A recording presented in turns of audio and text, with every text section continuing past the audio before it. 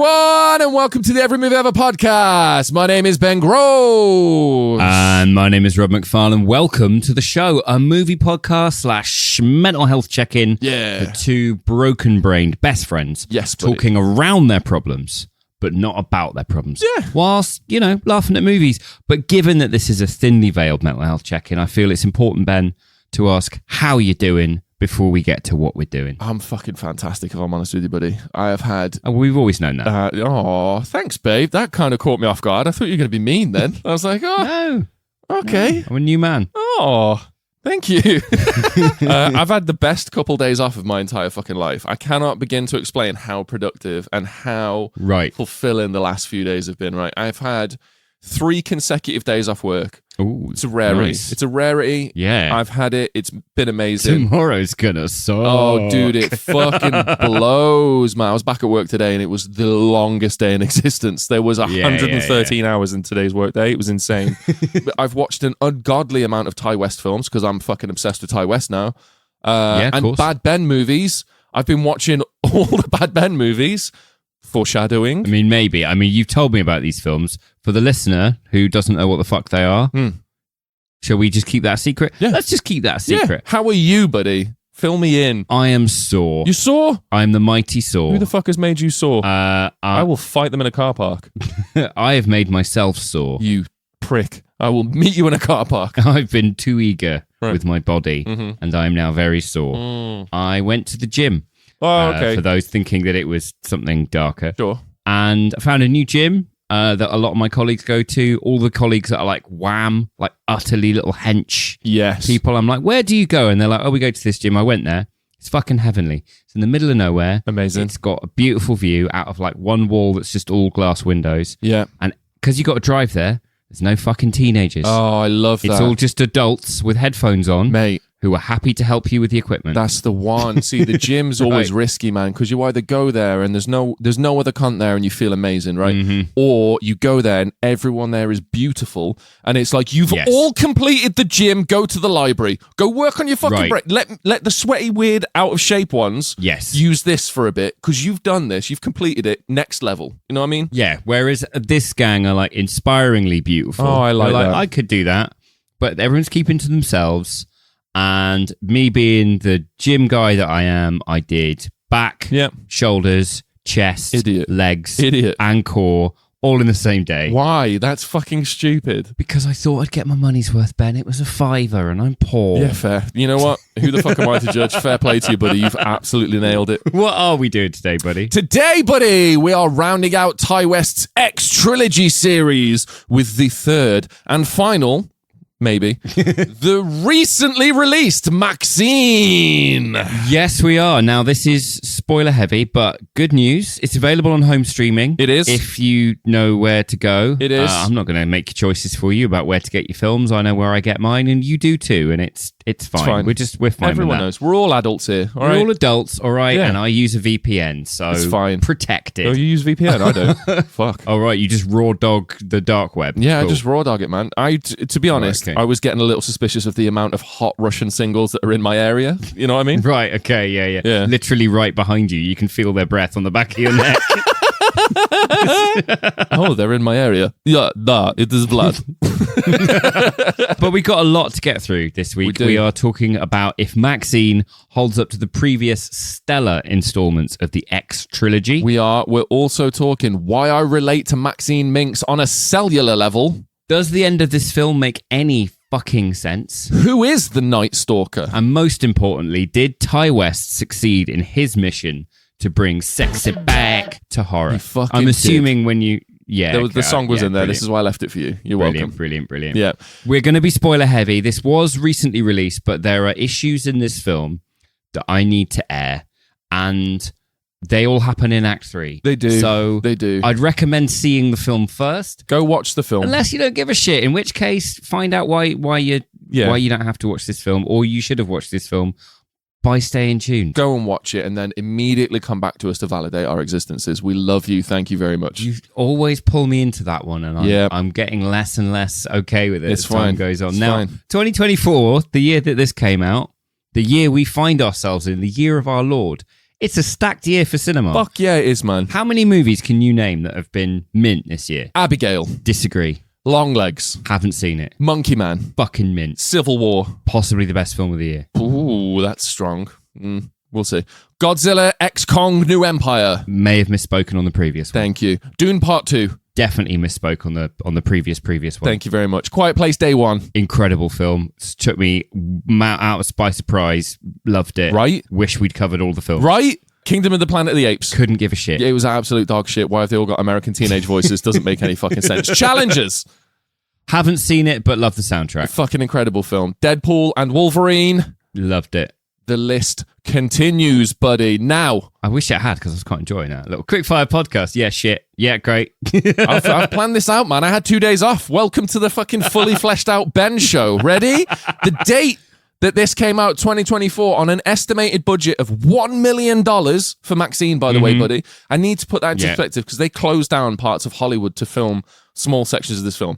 $1 million. Right. Sorry. That blows my fucking mind that they did this. Okay, Ben, but I don't know if I can trust this because for whatever, I wasn't double checking your work. I never do. I trust you implicitly. Sure. But just browsing whilst I was doing my research for Maxxine, found out that you fucked up the budget for Pearl. Yeah, I did, mate. I did. I fucked that up. So being as Maxxine was only $1 million, and that shit still blows my mind, with a box office of 19.8 million. 19.8 million, that's fucking banging. Okay, that's pretty good. Exactly. For a B movie horror most successful of the trilogy? Most successful of the trilogy, buddy. And this is where I spotted my mistake as well. X came out on a budget of 1 million, made 15 million. Yeah. I said in our Pearl episode that it had a budget of 8 million. And that was an estimated from a website that I didn't trust, but also poor research. Because I was researching the encyclopedia of fucking pre-war cinema. Right, yeah, you had the 5-hour episode plan that we got 6% of the way through before we had to say goodbye. Yeah, brilliant. Yeah, that's the one. That'll live forever. Yeah. Glad the audience know all that work you did. Yeah, it's great. Time well spent. Mate, I'm just going to start a blog when I'm like 75 and blogs no longer exist, you know what I mean? I'll be the retro, it'll be the VHS of Ben's research. Pearl actually had an estimated budget of 1 million. So each of these 3 films cost 1 million to make. Right. X made 15 mil, Pearl made 10 mil. It's understandable because of COVID and the fucky cinema releases. We had to wait an extra year. It was bullshit. Anyway, I'm over it. And then we've got a 20 million, nearly 20 million.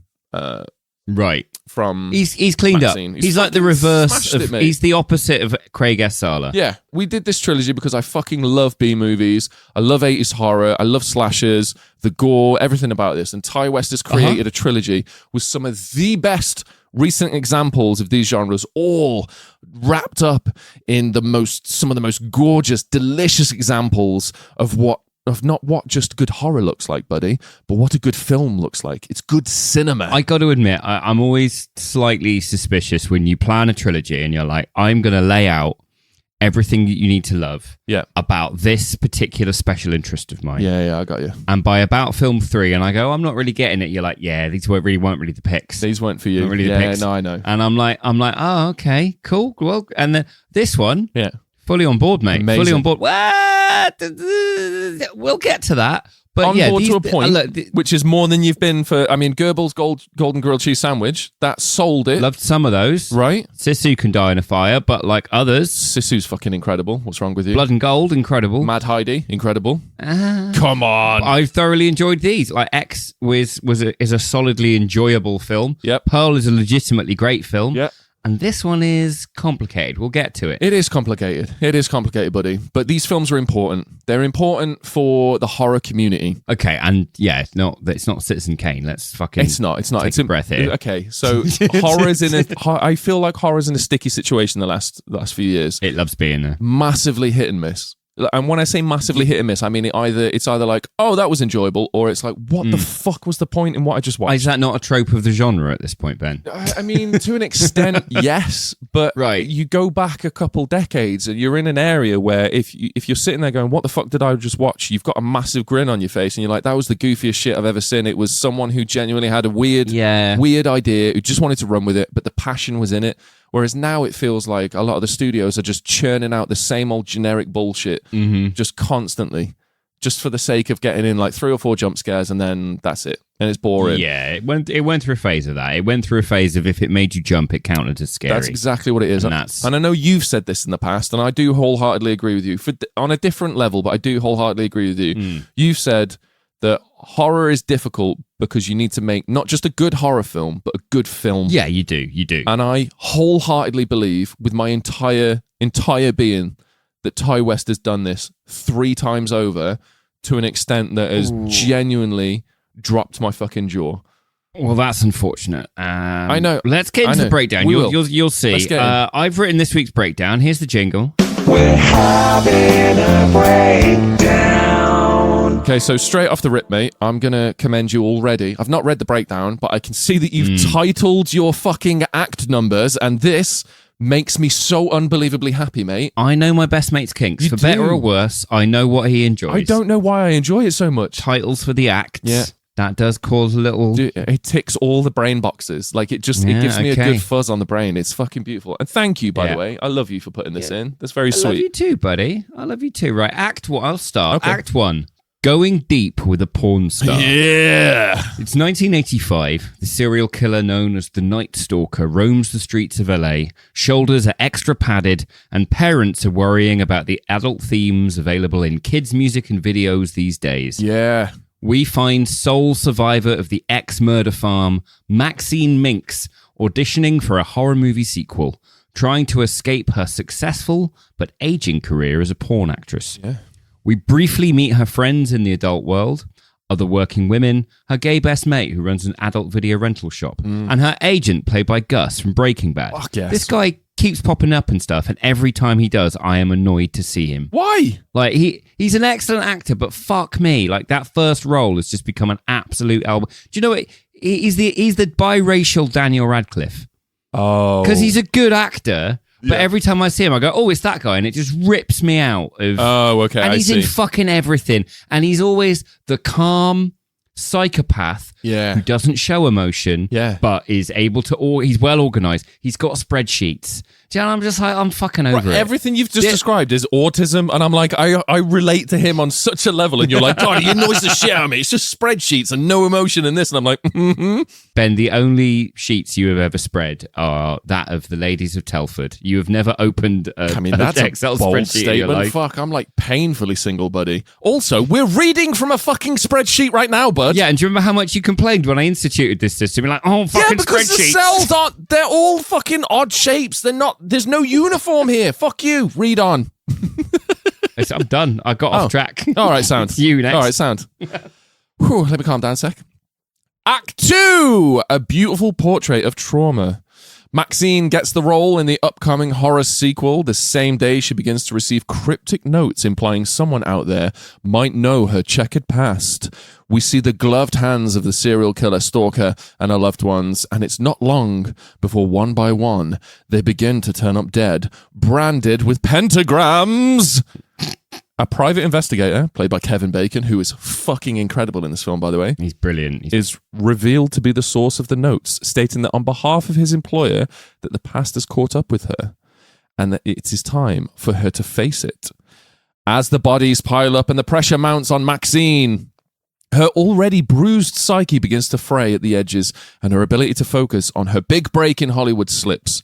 Given the weekend to sort herself out by the director, she actions a plan to crush the private investigator's dreams. Act 3, fuck all of you for thinking this film was relatable. Okay. Yeah, so serial killer is her mental priest dad who's managed to convince his congregation to carry shotguns under their robes and film his copycat murders for Christ. Yeah. And then there's a priest versus cops shootout. Yeah. And Father Ted gets shot. Yeah. And she stands over his defenseless, surrendered body. Not surrendered. And has a little daydream about how famous she's going to be and how it'll all be movies about her life and broadly fine. Yeah. But cut back to the present and she's like, nah, Dad, you did save me. And decapitates him with both barrels of the shotgun in full view of the police. Yeah. Who now surround the second high body count crime scene that she is the sole survivor of. Yeah. Maxine rejects the daydream.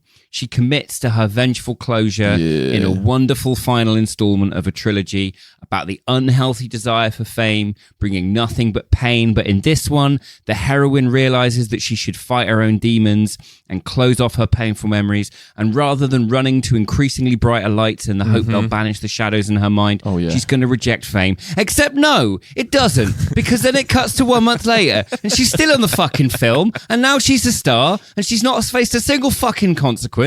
So the moral of the story is, be a coward all the time until everyone around you fucking dies, but it's all right because it'll help you get ahead in your own career because your rivals will die, and then judge dread your dad so you can double down on your unhealthy behavior. Fuck this film.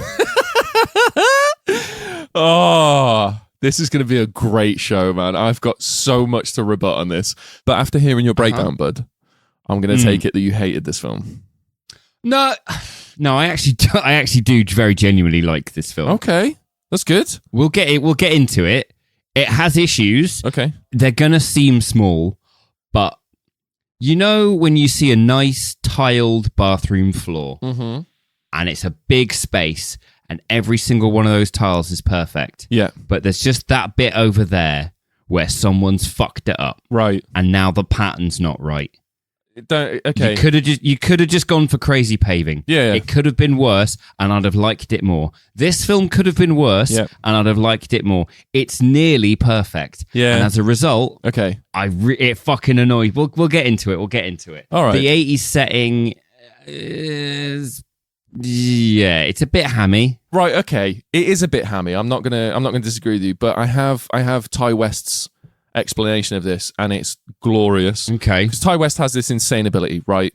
And specifically in the X trilogy, because I've watched his entire back catalogue now, specifically in the X trilogy, he's able to transport us to the time that he sets his films in, right? Yes. Having the movie that he's making reflect the state of cinema at the time. And not only has he done it with X and Pearl for the 70s and the pre-war film era, I feel like he's done it again for the 80s in Maxxine, right? Maybe. So the reason that it feels a bit hammy is because it's not stereotypical 1980s, right? It's not people in leg warmers. It's not like jazzercise. It's not this shit. Dude, there's literally a scene where she walks down a street. Yeah. And the things she passes in the background are 80s. There's guys doing kung fu. There's VHS in the background reading out 80s news reports. Yeah. She lives in like a stock cube of the 80s. Nah, man. She lives in an amalgamation of what summer of 1985 would be. The cars are from the 50s, 60s, and 70s because people would have old cars. The furniture is from every era because people would have old furniture. Yeah. The movie store is for... I mean, the VHS thing is like the boom was in the 70s and the VHS stores were having their heyday in the 80s. It's successful. I just feel like it's not the subtlety that the rest of the film has. He's really like, but that's exactly 80s. That's what 80s, the 80s was, man. The 80s was loud, fucking bright pink neon signs, but also it is consistent with the style. Yeah. It's just I find it's a bit heavy-handed at times. It has to be, man. I mean, we've got a memory of the 80s. I was born in 88, so I don't remember sort of like the summer of 85, but I remember growing up in a house with furniture from the 60s, 70s, and 80s. Do you know what I mean? Like. And everything was like an amalgamation of the decades before. I feel like he's done that with this film, and it's fucking perfect for me. I guess a few weeks ago I used a word that you hadn't heard before, and you got to the point where you were using it in sentences. If you say pastiche, I'm going to fucking flip this desk. What's it a pastiche of? The 80s? Good! Yes. Because it should be. Okay. He's taking a shitload of stuff from... it doesn't matter. Doesn't matter. Anyway, for me, I see where you're coming from. I understand it. That's fine. Yeah. For me personally, I'm obsessed with the 80s. I'm obsessed with B movies. I love this sort of like cheap. It looks like it smells like cheap tobacco. Do you know what I mean? Yeah. That's what I live for in cinema. That's what I want. I want to watch a film and I go, that's American spirit right there. That's what it smells like. That's what I want. So in this one, we're taking a trip to 1985 downtown LA, Hollywood, to all of you uninitiated. The air is thick with cocaine, stale cigarette smoke, and the finest mustaches illuminated by neon signs from back alley video stores you have ever seen. You know what I mean? It could be subtler. It could be. And I don't watch, say, Todd Howard's Joker. Sure. And go, I'm really aware that I'm being told repeatedly through background shots and editing styles the era. Yeah. It sets the era, everything's consistent with that era, and I can lean into it. Yeah. It's not like fingers down between my teeth going, eat it. Yeah, but I think that film isn't a sort of schlock horror from the 80s B movie. Do you know what I mean? Yeah, but okay, that's where I wanted to get you to now. Now that statement's on record and in the transcript, which are now available for our many deaf listeners. Yeah. Now that's in the transcript, I wanted to I've got you on record, all right? Let the record state. Deaf readers, if you're not culturally insensitive like Rob. I am. That's on record now for all our many deaf readers. Yeah. I just wanted to get you to a point where it's a schlocky B bit of fun. All right, it is. I get that. Like X and like Pearl to a lesser extent, right? This is the point. This is what's inspired this movie. The schlocky B movie horror genre from the 80s has inspired this movie. Let's look at X, right? X is set in the 70s. It's a film crew making a homemade porno for direct-to-VHS, which was going through a huge boom at the time, right? Yeah. Pearl was set in 1918, war-torn, pandemic world, starry-eyed Pearl, desperate for anything other than the fucking hell that she is living through. Yeah. 1985, we're making a horror sequel, including the struggles. It's very meta. It's very like, we're making a sequel to a horror movie, and how do we do that? But it's commenting on itself as it is itself. It's a love of like the filmmaking process of its own. It's a snake sucking itself off. Oh God, it's lovely. I love that kind of thing. To completion. Me too. Let's go. We've got all the struggles of the struggles of an aspiring actor. We've got a brief look into studio backlots and sort of how they take these cheap imitations and turn them into something magical. It's peeking behind the curtain. Do you know what I mean? Yeah. It's peeking behind the curtain from some of our like biggest fucking films of our childhood. It's great. Yeah, totally. But with all of this, we of course have all the serial killer, true crime, culty, weird shit that you can get your hands on. You know what I mean? Yeah. There's a running theme throughout the film that the Night Stalker is out and about, and we're led to believe throughout the film that the murders of her friends are being perpetrated by this existing murderer who's been off killing again for many, many months. But also, so the murders in the film match up to certain aspects of the Night Stalker's real life case. So they sliced it in, which is fucking incredible. Yeah. I went down a rabbit hole with the Night Stalker, the whole Richard Ramirez thing.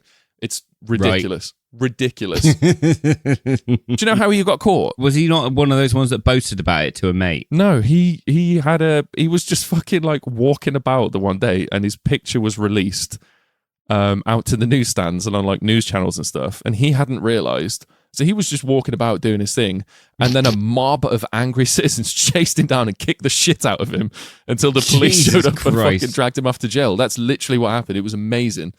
Anyway. Wow. Yeah, sorry, it blew my fucking mind. No, it's good. But you had specific movie inspirations with X, you know, with like Debbie Does Dallas, Texas Chainsaw Massacre, that kind of... Yeah. You had the aesthetics there. Pearl had that kind of Wizard of Oz meets Whatever Happened to Baby Jane. Exactly. You've also got a lot of like Palace Follies influence in there as well, because obviously the fucking film is based around Palace Follies, right? it's incredible. But the thing that surprised me the most about Maxxine is I was gasping to hear what Ty West had to say about this, what movies he took inspiration from, which sort of direction he was choosing, where he got specific elements of the film from. It's not based on a fucking film. It's not based on a specific film at all. No. It's got like it's dripping with references to lots of 80s movies. Like it is. You pointed out when we were chatting the other day, Kevin Bacon plays the private investigator in this. He does, yeah. And he's pitch perfect. He's an utter sleazeball. I'm so happy with Kevin Bacon. Yeah. Being alive and being the man he is, and not just doing fucking phone adverts, but still doing great fucking performances. But he's gone back to where he started. Right. He started in horror, Friday the 13th, right?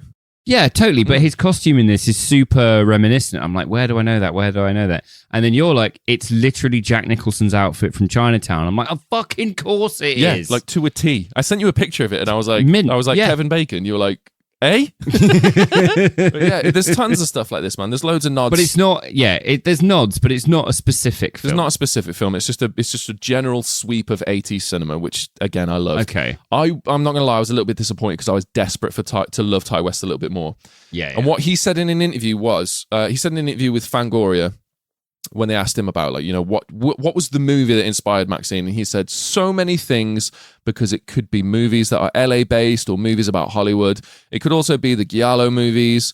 It could also be the gritty Hollywood movies like Angel or Vice Squad. Anything that's sort of very craft forward, like from Hitchcock to De Palma. Okay. It was never anything so specific to say, oh, it's going to be like this, but it's recreating a world. You're not only recreating the nostalgia of the world and the realism of the world, you're also recreating people's memory from media of the time. So it's an amalgamation of all these different things. But that's what's fun about this trilogy. They can all be very different, and they can all represent different eras of filmmaking as part of the same style, but they can still have the connective tissue of both cinema and then the through line of the themes of the character, which is fucking gorgeous. And I applaud this man so fucking much. It's a great quote. Unreal. I feel like the loss of the subtlety in the presentation of the era, and the loss of the subtlety by leaning into the tropes of the era, plays against the quality of the film. It's so dedicated to not only being written in the 80s, not only representing the worries and fears of the 80s, but also showing you all of the sort of 80s tokens and symbols. Here's some guys doing kung fu. Here's the video store. Here's the neon. Here's Reagan. It then also, on top of that, leans into the filmmaking and storytelling techniques of the 80s. And it continues to do that much more than X or Pearl does. And I think the subtlety of those films are what I appreciated. The subtlety of this film is what I appreciate about it. There's a wonderful thing with Maxine herself, right? In that we've often said on this show, like, what doesn't kill you gives you nightmares. What doesn't kill you makes you cry at fireworks. It makes you panic attack in public. What doesn't kill you makes you suspicious of partners whose only crime is like having a life outside of you. Right? Or what doesn't kill you means you can't go out without feeling like you need a pint in one hand and a bag in the pocket. Exactly. We've all been there. Right. We've established time and time and time again that shit happens to you and you are less capable of stuff afterwards. 100%. But what this film does so excellently is it shows that trauma doesn't make you incapable. Right. Like, in many ways, it makes you more capable. It's just what you're capable of may not be healthy. Or healing. You're more capable at doing what's necessary to keep yourself safer than you were before. Yes, buddy. Even if the methods of doing that aren't good for your long-term health. Fuck yes, man. I wholeheartedly agree. Maxine, after the events of X, can look after herself. She can defend herself against all sorts of horrific shit. There's a scene where a guy tries to rape her at knife point and it goes so fucking terribly for him. Don't. And all of his shopping falls out of his bag. Dude, in the cinema, there was an audible groan of every person in there just going, at the exact same time. Cinema is so good at taking that double-edged sword of trauma and only showing one side. It's like this survivor, it's a super hardcore, nothing phases them, they're a certified badass, they don't take shit anymore because they've been through it. Or this victim is a broken shell and they're weak and incapable of functioning until they're forced to step up by the events of the film. And what I love about this film is by showing both, it's not thrown down your neck, it's a little subtle, delicate dish. It's like the little lightest, gentlest of fingertips only hand stuff of a film until you get to the third act and you get punched right in the genitals by a priest shootout. Okay. I hear what you're saying. I do. And I agree with everything you've just said. And I can completely understand where you're coming from with everything you've just said. The one thing that I'm going to do now is I'm going to do my little horror flex, all right? Right. Because I've been thinking about this a lot. And when I watched this trilogy, my initial thoughts were X is my film. Pearl is your film. And Maxxxine is going to be a mixed bag. And I genuinely cannot believe how... You're not wrong. Yeah, I can't believe how much I fucking nailed that. I shocked myself.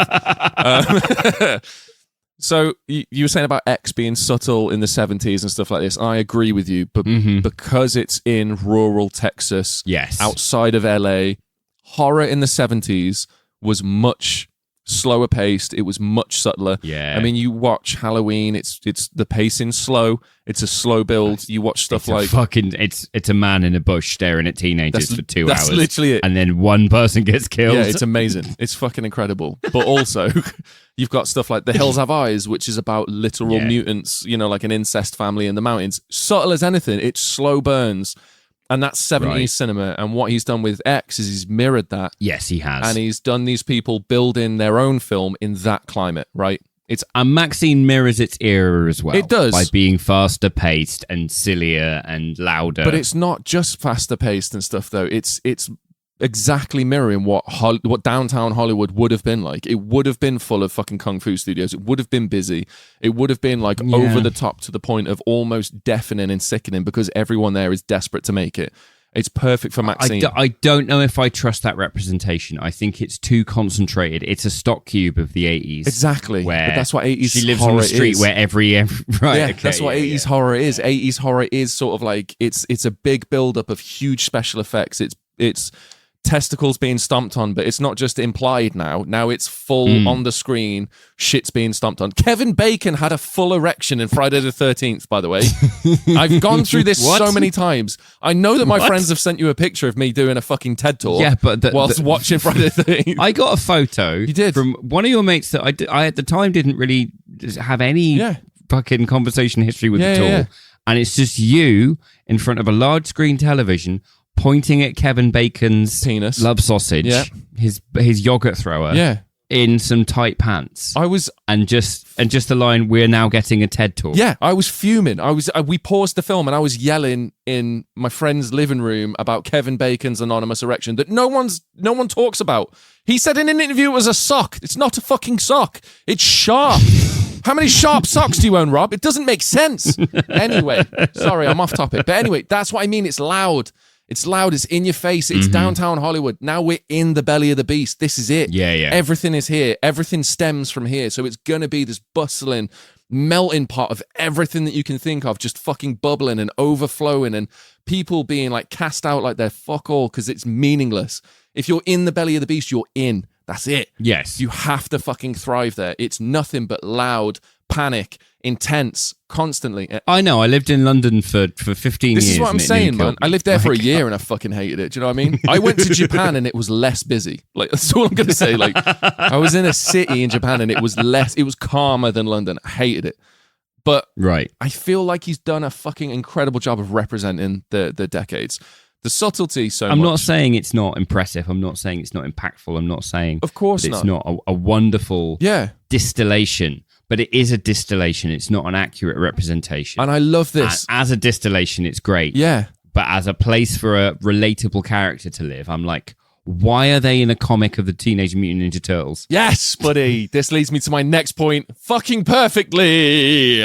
Because subjectively, I know that that's not your cup of tea. Yeah. I know you like the subtle storytelling. You like the sort of the deep, impactful stuff that's sort of almost whispered over a nonchalant fucking throwaway scene, right? That's gorgeous for you. Hide it from me. It's hide and seek. Exactly. I want to be punched in the face by the Toxic Avenger. Like, I want to be slapped in the mouth with fucking Kevin Bacon's erect penis from Friday the 13th that no one's ever fucking talking about.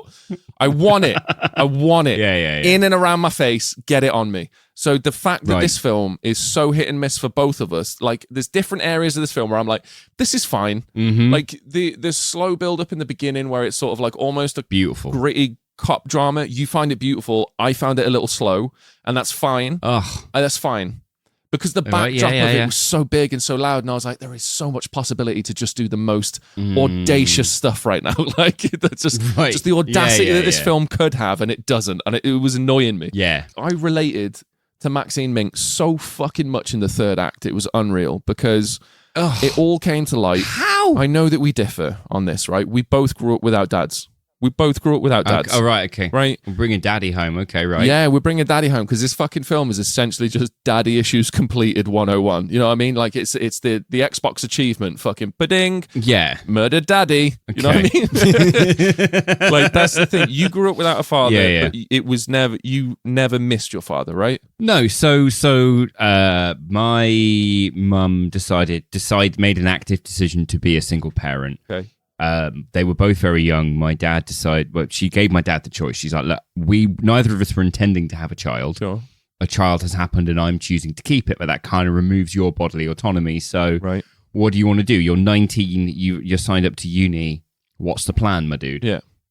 And he went his way, and as a result, I never felt rejected because he'd never met me. Right, of course. When people say, "Oh, do you miss having a dad?" I'm like, "Well, do you miss wings?" Oh, I've never had wings. Well, exactly. Like I didn't grow up needing that structure. I'd never put roots on a wall that then crumbled. Yeah, of course. Or a wall that then fucked off to get milk and never came back. Sure. Like I grew with all the support I had. And that level of support never changed. Exactly, right? And that's glorious because look at the man you've become today. I couldn't be prouder. Love you. For a 35-year-old barely employed podcaster. Yes! See what I mean? Fucking smashing it, mate. Smashing it. I love every inch of it. All three. It's perfectly average, right? Whereas my dad left when I was 6. I was very conscious of the fact that he was leaving. And even when we did have contact with my dad, he would drop me off at a babysitter's, which was arguably the worst time of my life. Yes. Funny to laugh about it now, but that was, at the time, very, very dark, sort of like weird situation. It's fine. I can't imagine it being funny at the time, mate. Oh, yeah. That would be weird. Yeah, right? Just like, get at the babysitters and like, never guess what Fred's done.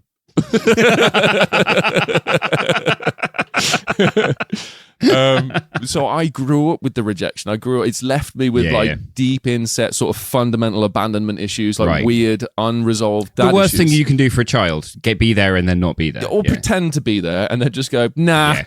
Which is fine. You know, he did his own thing. He taught me a great lesson. He taught me how not to be a person. And I'm forever grateful for that lesson. I just fucking wish it would have been done in a gentler manner. That would have been lovely. You know what I mean? Right. So we have a difference in the dad thing. We do. Because mine's very theoretical and yours is very practical. And now I relate to Maxine Minx, whereas she is in the belly of the beast in the third act of this film. She's made it. She's been cast in The Puritan 2. She's been chasing this for her entire fucking life. She gave the audition of a lifetime. Yes. Brilliant. Just that, even that little, when she's direct to camera, the whole monologue there, fuck me, mate, that was beautiful. Not quite Pearl beautiful, but it was beautiful. She's been cast in, she's doing this thing, her life is catching up behind her, her past is catching up behind her, and then, out of nowhere, this fucking bellend just shows up and he's just sort of like, oh, I'm with all the guys that are like, Hollywood has stolen our daughters, and you're going to be the star of my film.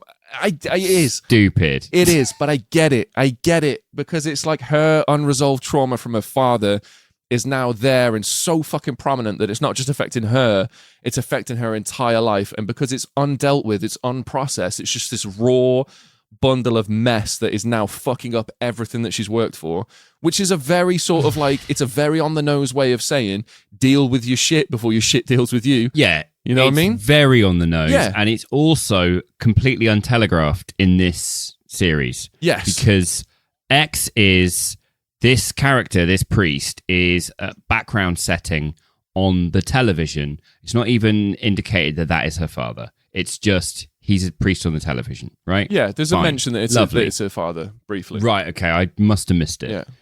Pearl is then about the desire for fame. So the through line throughout this entire trilogy has been someone's desire for fame and their inability to feel like they are enough. Yeah. And their desire to go get that validation externally, right? Yeah, definitely. Then this film is all about that. And then suddenly it's daddy issues. And it's like watching Godzilla versus Kong for 2 movies. And then fucking Thanos shows up in film 3. And they go, oh, yeah, but do you not remember? There was a shot of him in the first film for a bit. It'd be like if watching The Empire Strikes Back and it turned out that the dude with the shit on his head that's Lando's mate is actually Luke's father. I mean, kinda? Kinda? It's just, it's a blindside. It's like, oh, now it's about this. Yeah. And we're going to tell it with shooting priests. And it's silly. Yes, it is and silly. It's frivolous. Yes, it is frivolous. And it's fucking nonsense. But it's a fun way to look at trauma. But I don't know if I need that. You don't. I don't know this if I is need the point that I made about the father thing. You don't need that. Whereas I deal with my traumas by laughing at them, and I deal with it in a fun, goofy way, and I take the piss out of them a lot because I feel like laughing about stuff takes all the power away from it. Right. It's a safer place to be. Okay. So when the daddy issues show up and I'm like, oh, this is relatable, and then it turns out it's a priest shootout, and she chooses to shoot her father in the face with a double-barreled sawn-off shotgun rather than go and be the famous fucking star that she is literally on the cusp of being. I'm like, yes, girl. Right, we need to get to the ending because I'm still, Ty West has still left me confused about what he means. But okay. But before I get to that, I want to put this fucking fun stuff to bed because this always comes up, right? Mm-hmm. Where it feels like, I know you don't disallow me, sure, but it feels like commentary generally says that I'm not allowed to dislike something or criticize something if something is fun. No, fuck no. Because I shouldn't take it too seriously or I'm thinking too much. But here's the thing. I can't control. I know you don't. I'm talking. Oh, yeah. Okay. Right? Okay. Sounds. I was going to say, don't put this on me. I support you all the way. You yell at me about the most weirdest shit ever. You phone me whilst driving to yell at me about films I've not seen. And I'm like, okay. but like this thing of, it's just fun. Yeah. You know, you don't get it. It's just fun. You're taking it too seriously and you're thinking too much. Mm-hmm. To which I say, like, I'm not in control of how much I think. Yes, 1,000%. I don't get to say when I'm thinking enough or not. 1,000%. My brain is either on or it's off, right? Yeah. You put me down in front of, I mentioned Godzilla versus Kong, right? My brain is off. It's not coming on because I've made my choice. Yeah, exactly. But if you put a nuanced film down in front of me, it's gonna activate. The thinking cap comes on, and I start to relate to the characters. Yeah.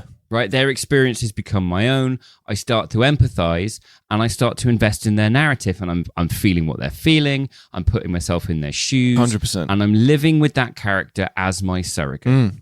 And if I'm in that space and I then suddenly see a monkey twat a lizard in the face with an aircraft carrier because it's fun, it's the genre. Yeah. I'm like, Yeah. And then, you shouldn't have expected that from this movie. It's a B movie. It's a bit of fun. It's schlocky. And I'm like, but Ty West has laid out the little trauma snacks and the little hors d'oeuvres of human insight and got the little social commentary barbecue all nice and hot. Yeah. But apparently I'm the cunt because I picked up a plate. Okay. All that stuff I talked about earlier, like the nuance and the care and the subtlety, is his choice. Yeah. So when I'm watching that film and I'm wrong-footed into, actually, none of that relatable stuff that you did it matters because it's a fucking 2D cutout of a person who can apparently decapitate a priest in full view of the police with no consequence. I'm like, I've got a point on this, but yeah. Right, but if it's fun... And it's exactly the same worth and meaning as the last bit of fun with different clothes on. Yeah, 1,000%. Right? It's a 2-hour anesthetic to the world that takes up some time when my brain doesn't have to be on. Yeah. And that's fine, but it's never going to be better at that than, say, Tremors, right? Yeah, right.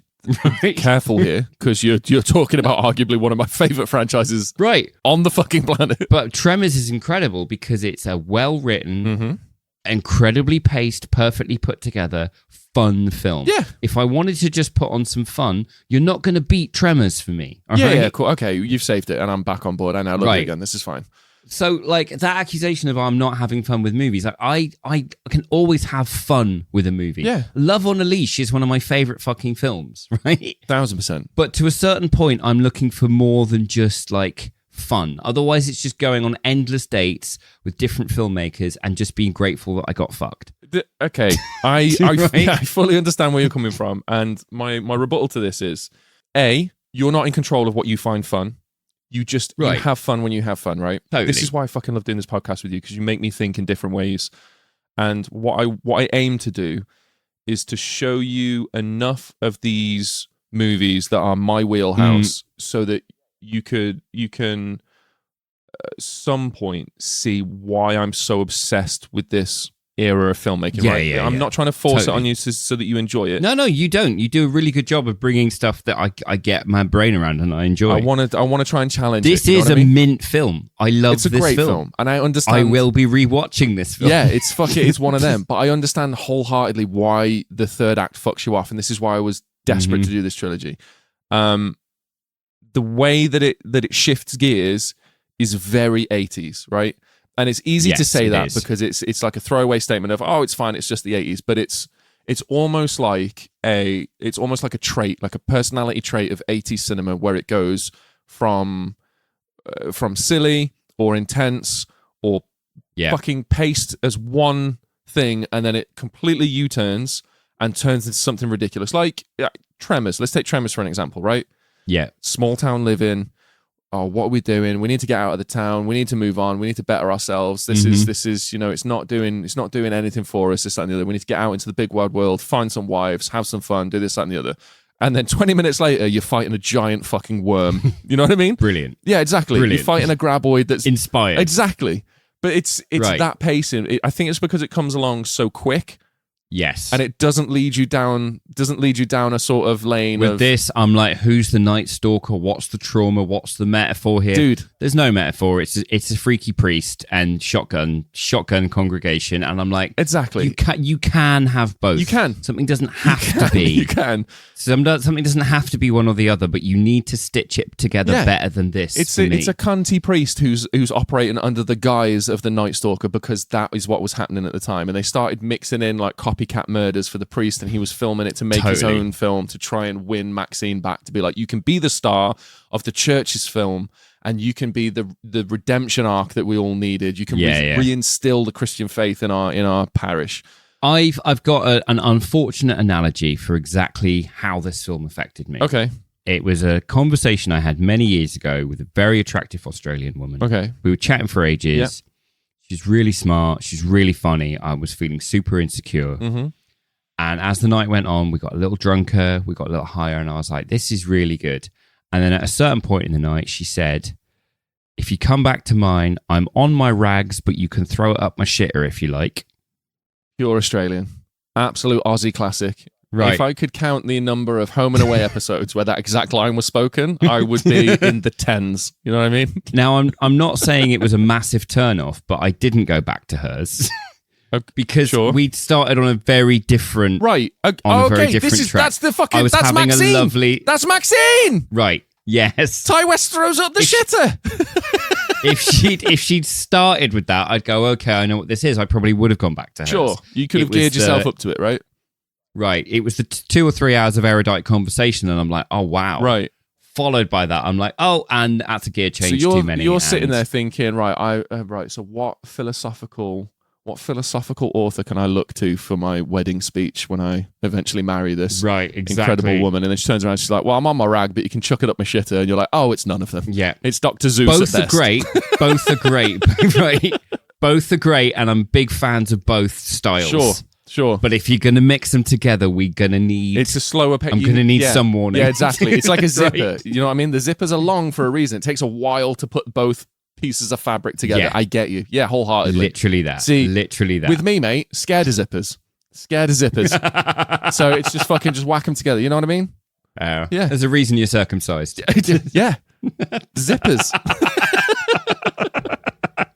Speaking of zippers, I'm about to blend these two bits of fabric together. All right. Right, but you about to zip it up. I'm about to zip it up. Right. Is the ending of the film real or fake? Is it a dream scenario or is it real? Because I have a fun thought experiment for both angles, and I think it's a very fun thing to leave open-ended at the end of this film. So what I would like to be the case is Ty West having made a minor error in the editing. Okay. Not unintentionally, like, oops, I accidentally hit shuffle. Yeah. Just in terms of, like, he would have had his reasons for putting it this way, but I don't think it works as he intended. Okay. What I liked is when she has her daydream about being a big star, and then she goes on to shoot her dad in the head. Yeah. And all of the stuff of her having a life after shooting her dad in the head in the movie industry is all dream world. Right. And it's just an awkward edit where we have dream sequence, goes back to shooting the dad, and then we go back to dream sequence after a hard fade out and a fade in saying 1 month later. Right. That doesn't work for me because that makes it seem like this isn't dream sequence. Okay. With the exception of the fact that the director, Elizabeth Bender, played by the ever-gorgeous Elizabeth Debicki, incredible, turns to Maxine and says, okay, we've got one more shot left in the dream sequence. Yes. And I'm wondering whether or not was that where you were going to go with it? So I have a different theory on this. I have a different take on this. Because I love the idea of it being real. I love the idea of the police seeing her shoot her father in the face with a double-barrel shotgun and go, well, he has just run around and murdered like fucking 9 other people. So at worst, it's a fine. That's not real. Of course it's not real, Rob. Look at the film we've just watched. All right. But what? Sorry, it's fun. Oh, I'm sorry. Do you not like having fun? Do you not like schlocky B movie? God, you just don't get it. Fuck me, you I don't guess. get it. Yeah, what right. an absolute fucking cretin. Go back to Nolan, you cunt. So what I'm saying is like, I like the idea of it being real because that's stupid, right? That's just, it's so outlandishly stupid, but it's also, and I mean this in the nicest way I'm not throwing hate on anyone, right? But sometimes when I look at the news and I see the American justice system in practice, it wouldn't surprise me. It's lucky dip. You know what I mean? Yeah, it is. It's like some shit happens and I'm like, they did what? And they're just out now? It's a raffle. It's great. It's a church raffle. It's like, it's insane. But that would be very fun because then it would be a funny comment on the American justice system, which again, I think is fun. I like the idea that it's a dream sequence because in the end sequence where the moment you've just mentioned where she turns around and is like, we've got one shot left in the dream sequence. And she asks Maxine, well, what do you want to do next? She goes, well, I just never want it to end. And then it hard cuts to a prosthetic head of her that's been decapitated on the bed, implying that her character arc in the Puritan 2 is dead and done. Right? Yes. So there is no next step. Yes. But it's her looking at it going, oh, it looks so real. And it, you know what I mean? And it's that kind of like... Yeah. And then I think the obvious one is when the camera pans out over Hollywood and the Hollywood sign's been replaced with Maxine. Like, that's probably another big fucking giveaway, right? Right. But mainly the head thing. I feel like we're probably on the right track or we're wildly off. Unfortunately, whichever version is true... We've seen this film multiple times. I've literally watched it about 6 times now, yeah. We've really dug into it. We've really given it some thought. Yeah. And if Ty West wanted there to be a clear answer, he hasn't done that successfully. No, I think it's I trust Ty West enough to know that he probably means he doesn't want there to be a clear answer, which is why it's so jumbled. I do have a quote from Ty West for this. I read countless articles. I've done so much research into this film, just none of which has made it to the show. But he has turned around and been sort of like, I don't sit down to make a movie with a meaning behind it in place. It feels too much like propaganda, and it feels like it can stifle the creative spirit a little bit, which is great. And I can agree to that. And he was like, if people want to extrapolate meanings from my films, that's incredible. That's perfect. Art is subjective. And there's stuff laid in there from my own experiences. There's stuff laid in there from my own filmmaking experiences. It's a fun story that's told in a way that's able to be accessible to anyone and everyone for whatever reason. You know what I mean? He's right. I just always hate that answer. What's it mean? What do you want it to mean? Like, that's it. You're right. That's correct. That's how art works. But just fucking tell me. Just commit. You tell me what you wanted to say. Nothing. Right. Exactly. Fuck you. Speaking of your research, Ben, we should probably. I mean, I know it's a thinly veiled mental health check-in, but we do have to throw enough movie podcasts on there. So, well, I mean, we're running low on time. Do we have some? Do we have any facts? You sent me some questions. Who is Ty West? Because we've done 3 of his films now. Yeah. I don't know where he's from. Well, I don't know who he is. He's a writer, director, and editor from America. Next. Brilliant. Who's Mia Goth? Actor. Remember we were going to come back to that? Actor. Brilliant. Yeah. Why is he making this trilogy? Filmmakers do that. They just make films, mate. Right. I mean, technically that is all the answers to my questions. And you're welcome. There you go. In the most technical, in the technical sense of the, And there you go. We're out of time for the meat of the episode, buddy. So welcome to all of my research. That's us done for the meat of the thing. Are you ready for a game? I'd love a game. You want a game? Yeah. So me and you had a little a runabout in Discord the other day where I'd planned out this really nice, simple 4-question, like fun, goofy little 80s thing. I can't remember how, but you insulted me, and I was like, you know what? Fuck you. I'm just going to do another BuzzFeed just to annoy you. You're such a... So welcome to BuzzFeed! Yay! Yeah, this quiz is called You're a Fake Horror Fan If You Can't Pass This 80s Pop Quiz. I definitely can't. Right. It's okay. It's fine. I've done it. I got 100%. No biggie. Of course you did. No biggie. Yeah. In The Shining. Yeah. What does Danny nickname his power? Does he nickname it The Shining? Does he nickname it Tony? Does he nickname it Timmy? Or does he nickname it Dr. Sleep? Timmy? Unfortunately, buddy, that is wrong. He nicknames it Tony.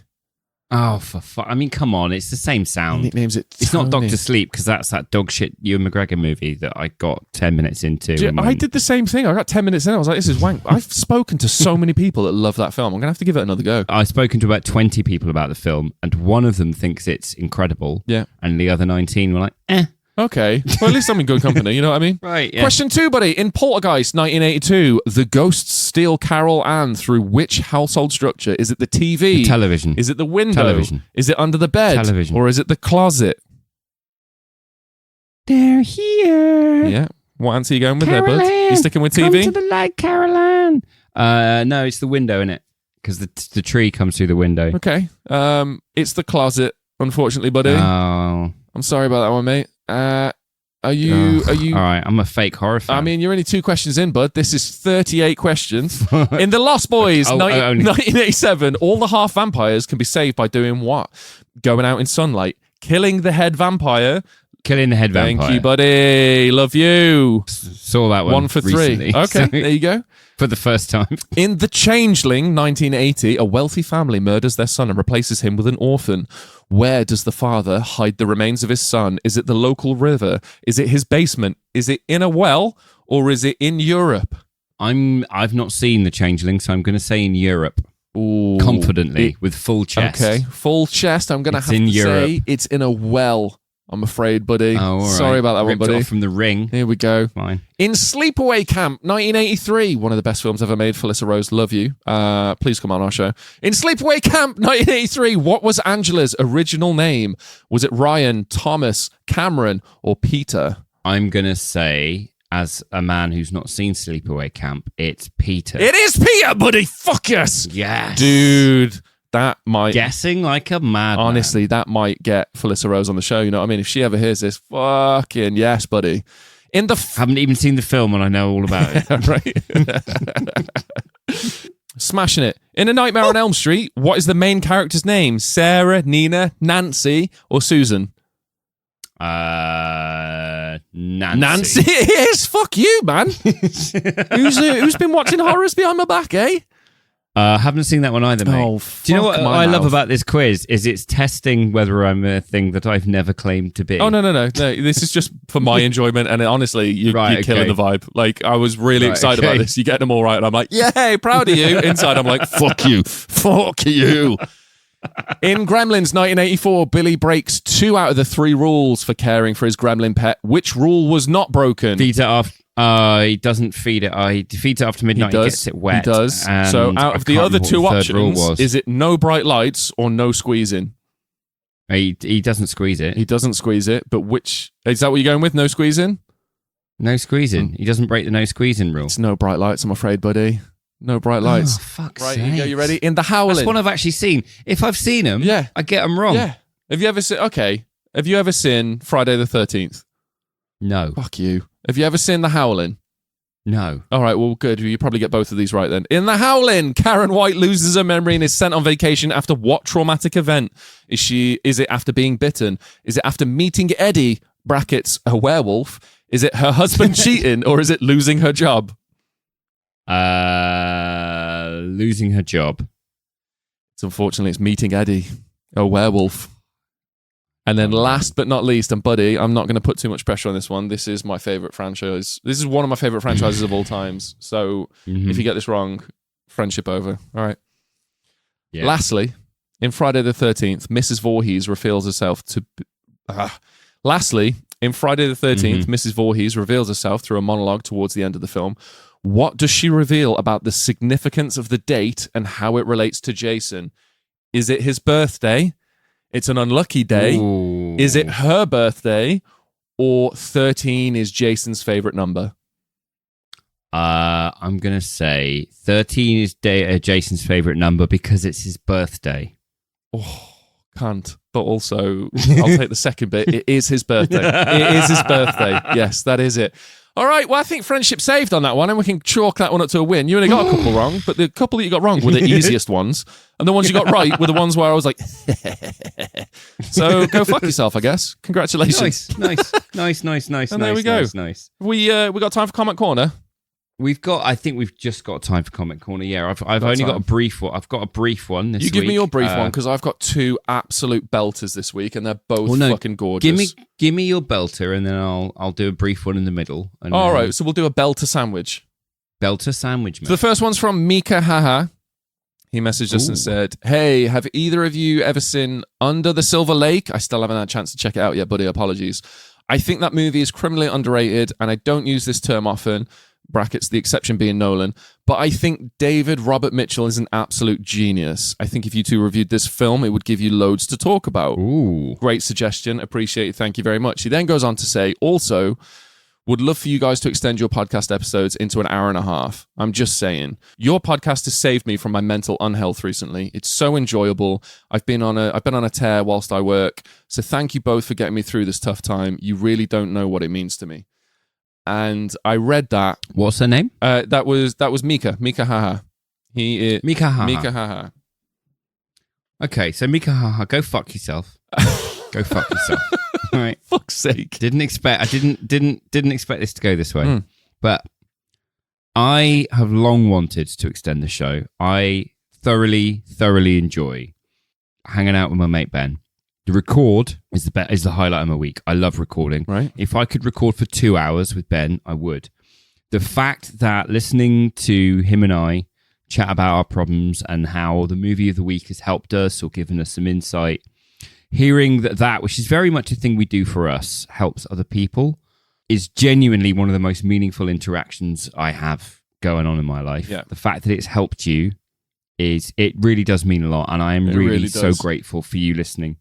We used to do a 40-minute show, and I used to be able to edit the show from record into a ready-to-go show in about 10 hours. Mm-hmm.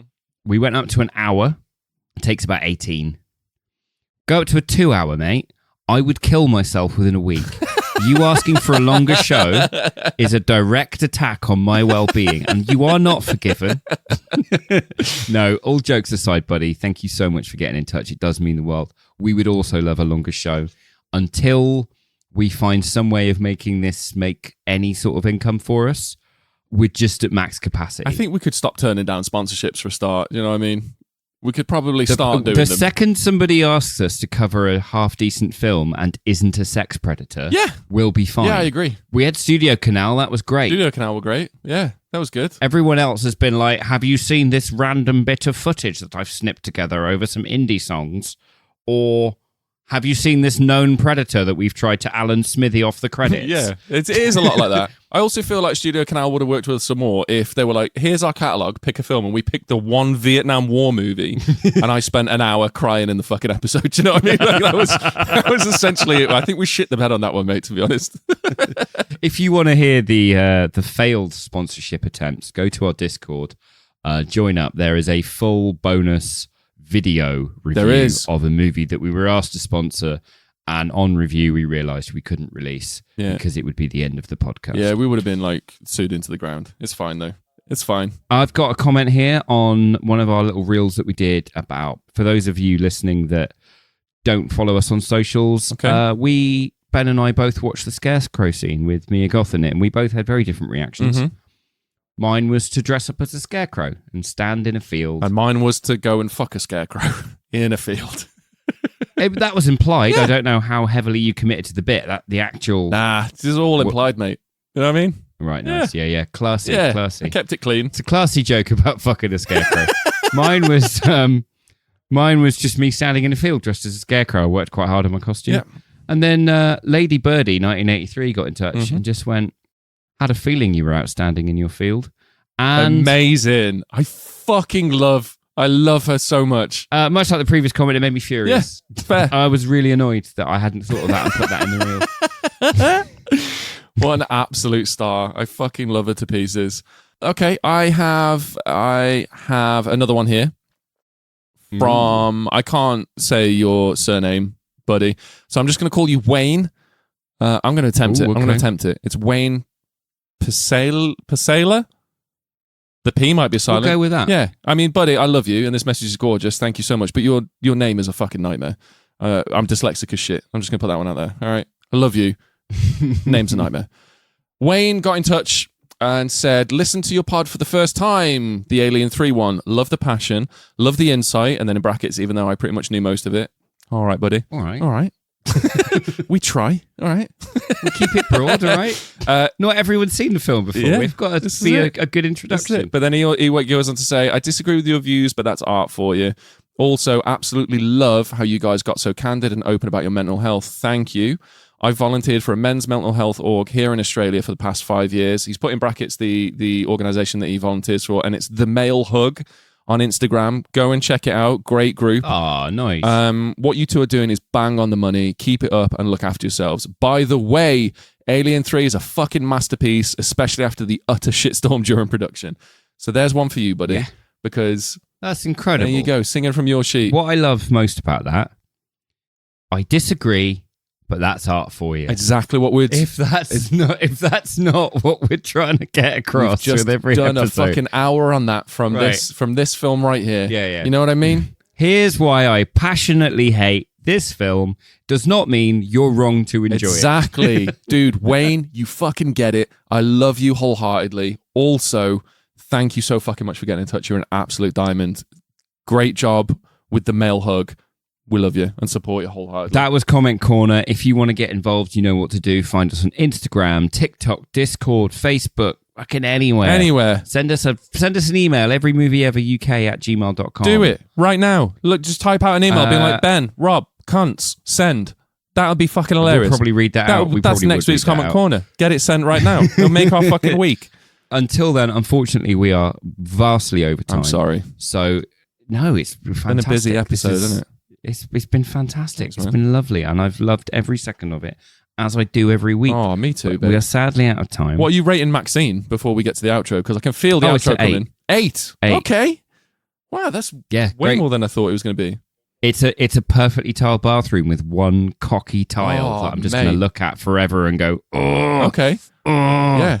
All right. Pisses me right off. It gets me angry. Okay. But it's a brilliantly made film that fucks it at the end. All right, that's fair. Yourself? I'm going to rate it an 8 because it's a perfectly tiled bathroom with one fucky tile at the end. And I'm like, God, I love the guy who put that there. He could have made it perfect, but he just chose violence. And I love that. You know what I mean? So it's an 8 from me as well. Amazing. To thank you for your time with us, especially at the start of the week. An hour isn't a short amount of time to spend with us, regardless of what some scheming little bastards might say. I love you really, buddy. I'm just going to cosplay as Society. Fucking lungful of vape, you cunt.